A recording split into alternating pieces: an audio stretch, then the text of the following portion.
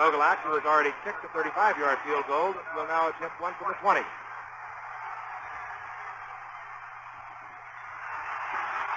Up. And it's good. Right through the upright feet, Gogolak. In NFL Monday Night Football, the New York Giants versus the Dallas Cowboys continues from the Cotton Bowl. With the score, New York 6, Dallas 6. Well, hello. Thank you so much for taking time any day to check out this video, and welcome to the Gridiron. Before we get started, I just want to say thank you so much to everyone out there who's been watching my videos. Thank you.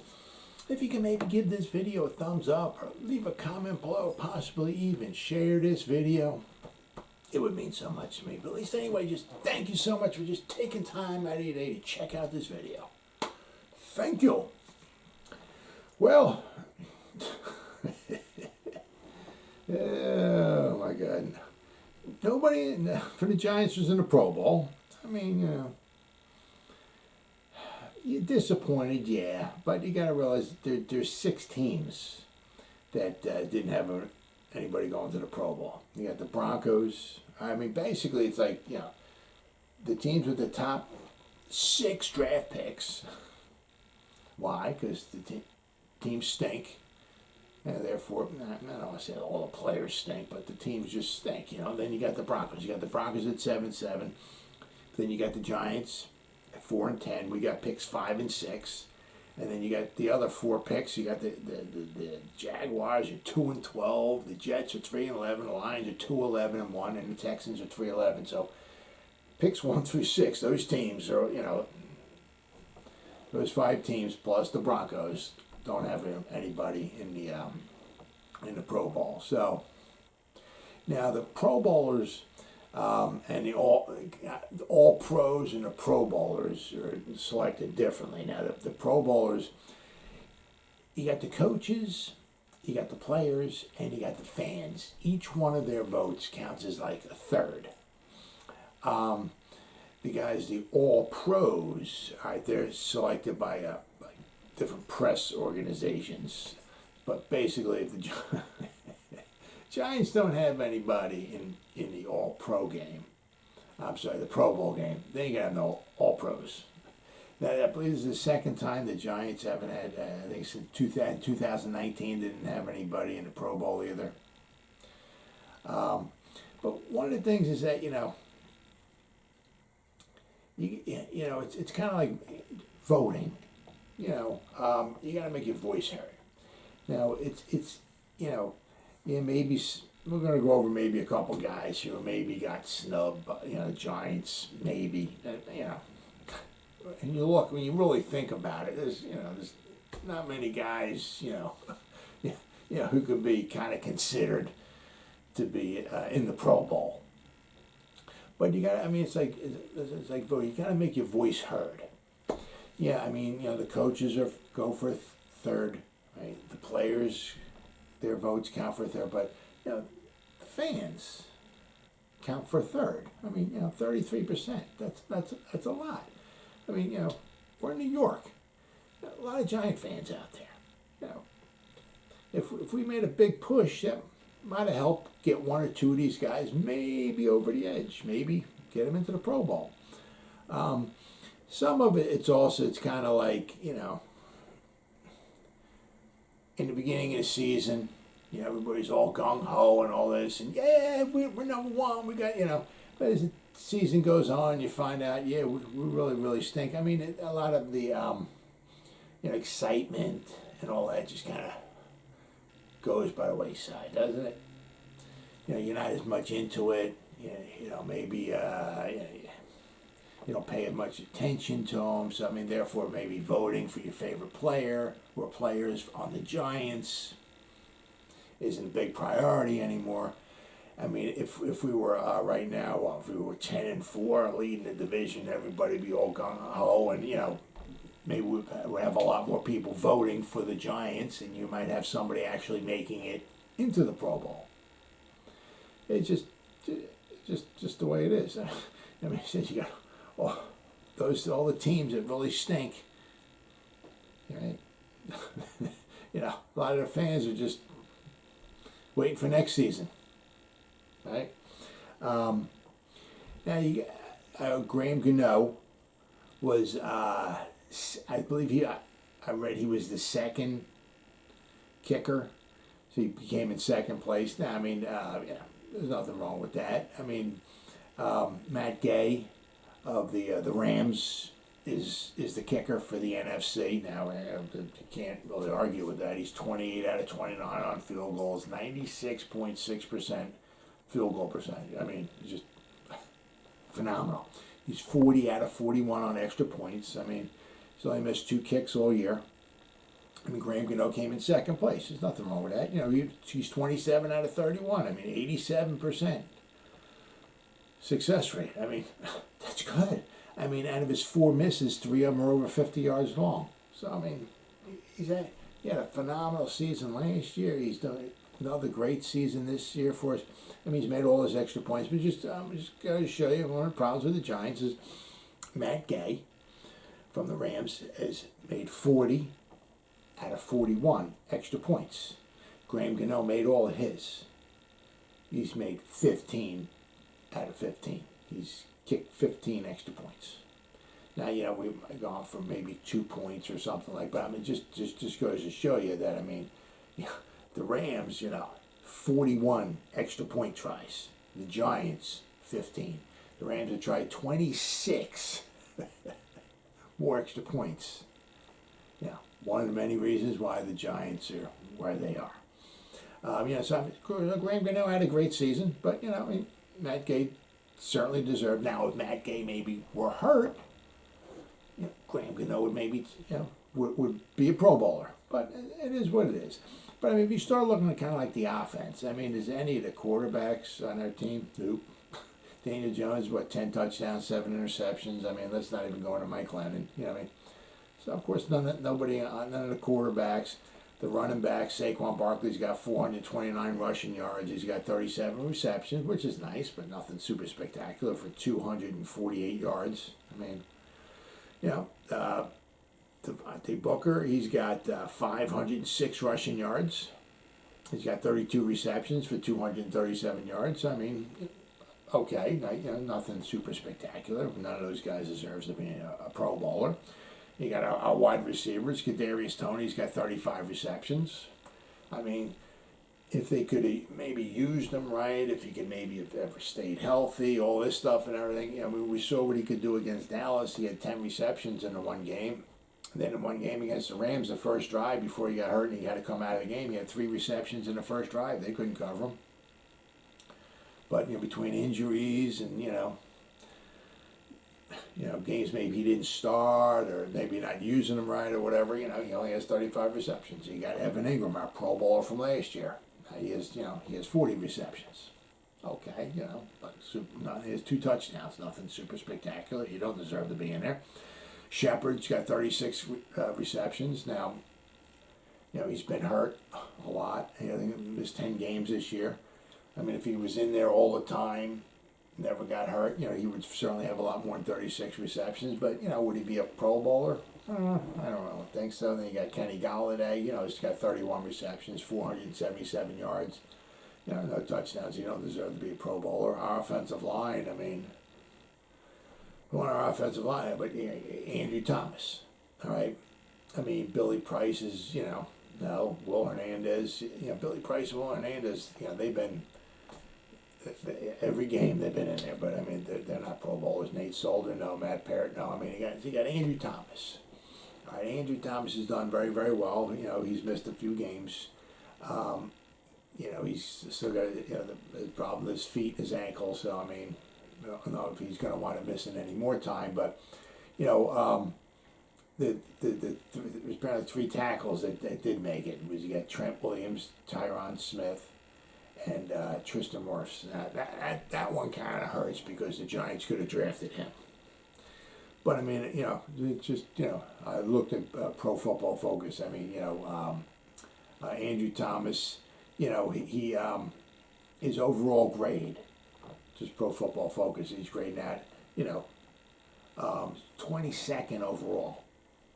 I mean, he's got problem with his ankles and his feet and all that, which is definitely got to be hurting him. But I mean, he's graded at a 78.2, which which is phenomenal. I mean, that's really good. But he's number 22. His run blocking grade, he's number 68. You know, his pass blocking grade, he's number 9 overall in the whole league, 81.9. Very, very good. We know he's had a phenomenal season pass blocking. You can't complain at all. If there's ever a point where he can, you know, not have problems with his ankles or his feet, hopefully this isn't a yearly thing. It might be. He had problems last year. He has problems this year. Hopefully not. But if he can ever get a season where he's not, you know, a problem with his feet, he can be obviously really, really good. But I mean, Trent Williams, I mean, you know, according to Pro Football Focus, they got him at a 98.5. I mean, you know, Tyron Smith. I mean, he's the number 2 guy, number 2 tackle. All right, he's at 91.7. Tristan Wirfs. I mean, he's got him at the number 6 tackle overall. He's at 84.8. So they've all graded out better than Andrew Thomas. I said Andrew Thomas. There's 21 guys that graded better than Andrew Thomas. Andrew Thomas had a very, very good year, but there are other better left tackles in the NFC, you know, and the AFC than him. I mean, for us, he's doing very, very well. I'm very happy we picked him. I said if he can just stay healthy, you just pencil that dude in for the next 10 years, you got your left tackle. Not to worry about that. It's phenomenal. But there are, you know, better left tackles in the NFC and AFC. You know, so, yeah, I mean, close, you know, but, you know, maybe one of these years he'll get in there. Then you got on defense, all right? I mean, you know, Leonard Williams has had a nice year, you know, nothing super spectacular. Dexter Lawrence has not really, you know, done anything super phenomenal. I mean, there's nobody else on the defensive front. You know, our middle linebackers, Blake Martinez is in there. Tate Crowder's had a lot of tackles, but I mean, he has had struggles. I mean, if you went to Pro Football Focus, once again, I mean, he is, you know, his grades are not very good. He does have a lot of tackles, but I mean, there's nobody, you know, middle linebackers that deserve even a sniff of the Pro Bowl. You got the edge rushers. There's nobody. I mean, you got Azeez Ojulari, all right? He's got 8 sacks, all right? You know, he has had some struggles. As I said, once again, Pro Football Focus, he's rated out of 59.9. Not super duper spectacular. He only has 42 tackles on the season. Nothing's wonderful. So the edge rushers, they got Chandler Jones, they got Robert Quinn, they got Shaq Barrett. Shaq Barrett's he's got 10 sacks. He's on 72 tackles. He's had a phenomenal season. Robert Quinn, I think he's missed one. I think he missed a game, but he only has 38 tackles, but he's got 15 sacks. I mean, good season. Chandler Jones has missed a couple of games. He only has 35 tackles, but he's got 10 sacks. But he's grading out. Pro Football Focus got him at 87.9. I mean, so he's doing some special things. I mean, Azeez Ojulari, you know, it's just his rookie season. Maybe if he gets a little bit better each year, maybe one of these years he'll get in there. But I mean, hey, you can't complain too much. He's got 8 sacks. If you can get another one sack, or maybe if you can get 2 sacks in these last 3 games, you might have double-digit sacks. Whew, that would be phenomenal for the Giants. Pick number 50. Yes, he got him. Our 2nd-round pick, and then you got our other 2nd-round pick from last year, which I'm going to get to in a second, Xavier McKinney. I mean, you know, so back-to-back our 2nd-round picks on defense the last couple of years have been very, very good. You know, there's nobody in the secondary. I mean, Bradbury struggled, Adoree Jackson. You know, I mean, you know. I said Logan Ryan's had a bunch of tackles. He's had 99 tackles. I mean, he's going to have well over 100 tackles. He has no interceptions. The quarterback rating against him, you know, is 131. I mean, you know, nothing. You know, I mean, nothing really to write home about. I said, the biggest snub would probably be maybe Xavier McKinney, our safety. He's got the 5 interceptions. He brought one of them back for a touchdown, which helped us beat the Raiders. He's been on 73 tackles. Quarterback rating, when they throw the ball his way, is a 77.9, which is pretty good. They got Quandre Diggs. Love this name. Buda Baker. I freaking just love that name. And Harrison Smith. Those are the three guys that they got.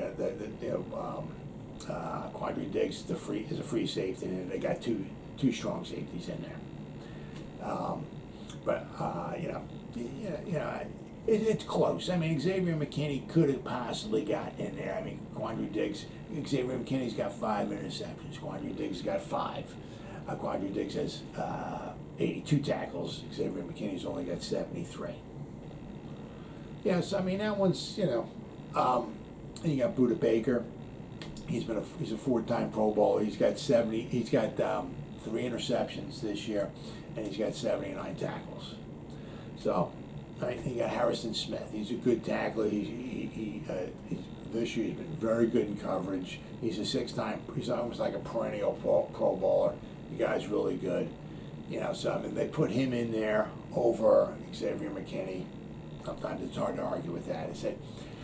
It's close. Xavier McKinney. If you put Xavier McKinney in there, one of those 3 guys. I couldn't argue with that. Except the guys they got in there, they deserve to be in there. As I said, but once again, it becomes all around back to voting. Yeah, if we were doing good, and there was a lot of excitement going on with the season. The Giants were maybe in a playoff hunt, and first or second place, and all of that. There'd be a lot of excitement, attention. There might be more people voting for him. Maybe if he got an extra 50,000 votes from the fan, maybe that would have bumped him up, and maybe that would have helped maybe get him in. I don't know. You can't really find out what the voting is as far as for the players or the coaches. So it's tough to say. But I mean,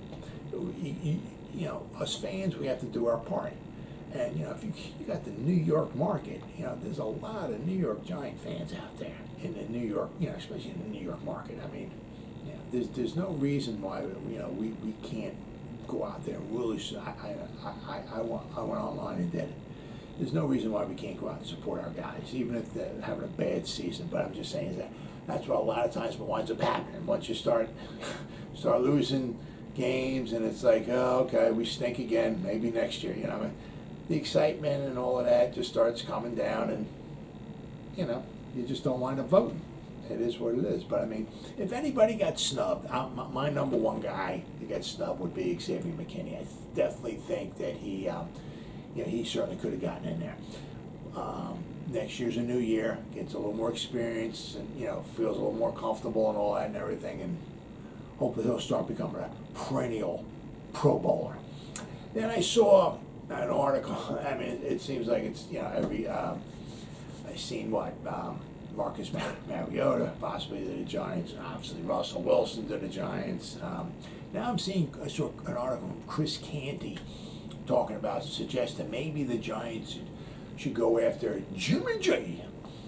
He suggested trading our 3rd round pick, one of our 3rd rounders next year, and Daniel Jones, and getting Jimmy G. Now, the 49ers, they drafted Trey Lance. Okay, they got him number 3 overall in this past draft, so they want to put him in there. Jimmy G is, injury prone. He's had a couple good years. I mean, the one year when he went to the Super Bowl. I mean,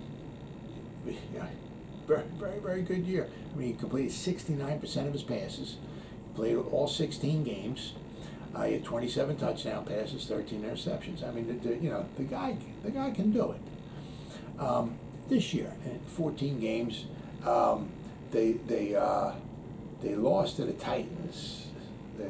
Close game, they lost, but he's 68 this year. 68% completion percentage. He has 19 touchdowns, 10 interceptions. So I mean, he can do it. But a couple of the seasons, he's had 2 seasons where he played like almost the whole season, but then he's had 2 seasons where he was injured. In 2018, he only played in 3 games. He tore his ACL. I think that 49ers were like 4-12 that year. 2020, he had a high ankle sprain. He only played in 6 games. So he is injury prone. So next year, he's kind of injury prone, kind of like Daniel Jones is. But next year, I think his salary is like about $27 million. It's only $1.4 million in dead cap hit. So if they let him go, they only have to, bite the bullet on $1.4 million. Now I think what I've seen, they only have about $10 million of cap space going into next season, especially if they got to sign draft picks and all that. So they don't have a lot of money. So it's almost an absolute certain that they're going to get rid of Jimmy G. Save himself about $25.5 million or so. That would be huge. So now the Giants could wind up doing a couple things. They can either, according to Chris Keeney, they can go and offer him like a 3rd rounder, because you're not giving him a 1st rounder. Absolutely not. We'll give him maybe a 3rd rounder and Daniel Jones, because we're not going to need Jimmy G and Daniel Jones, because we're going to have to pay, because we don't have much money at all next year. We're going to have to pay Jimmy G to come here, so to be able to pay him, you're either going to have to start restructuring guys' contracts, which is all we've been doing, it seems like, but you also need to dump some salary. So if you get rid of Daniel Jones, he's about $8 million. So if you get rid of him, that would certainly help quite a bit to get Jimmy G here. There's a few things you can do. You got Russell Wilson. Of course, everybody keeps talking about him. The thing is with him is next year, he's a free agent in a couple years. All right, 2024. Same thing with Aaron Rodgers. Aaron Rodgers is 2024. He's a free agent too. The same thing with the Giants. If the Giants were to trade for Russell Wilson, they can't do it next year. They have no money, and you can't trade away a couple their 1st round. They can't do that. Cannot do that. And I said, plus they won't have any money. The only thing they could do would be, maybe if they with Russell Wilson, would be to get him in maybe 2023. Or he can, if he's still with the Seattle Seahawks, wait for him to become a free agent and maybe pick him up then. But the same thing with Aaron Rodgers. I don't know if I haven't heard anything much at all about Aaron Rodgers coming to the Giants or wanting to come to the Giants. I heard Aaron Rodgers associated with other teams, but not the Giants. But Aaron Rodgers could be let go pretty much kind of like in the 2023 season, because his dead cap hit's only 7.6. So the Packers could bite that bullet and they could just let him go. Also, but I said that with Wilson and Rodgers in 2024, they're both free agents, regardless. So the Giants have some options coming up with quarterbacks. Chris Keeney, what he's presenting here, it's a nice idea. You're only giving up a 3rd, and if you can get rid of Daniel Jones, I don't know why they would want Daniel Jones if they got Trey Lance, but you have to come up with some money to pay the guy. But once again, he is also injury prone, so But the Giants, I think they're going to ride out with Daniel Jones next year, and then just take it from there. See what winds up happening. But they cannot trade away any of their draft picks. Their top draft picks next year. They got to use those draft picks, right? So the 2 firsts and at least the 2nd, those to help build the foundation, build a wall and help with the offensive line or the defensive line or the offensive line and an edge rusher or something like that. They need those picks, to help build, the team. Now, what this new GM is, they're coming in, whoever that winds up being, we'll have to wait and see. But I just saw that with Chris Keeney, and I just thought that was kind of interesting. There's another quarterback that's associated with the New York Giants. Well, as always, guys, thank you so much for taking time any day to check out this video. You guys stay safe out there and go Giants! Woo!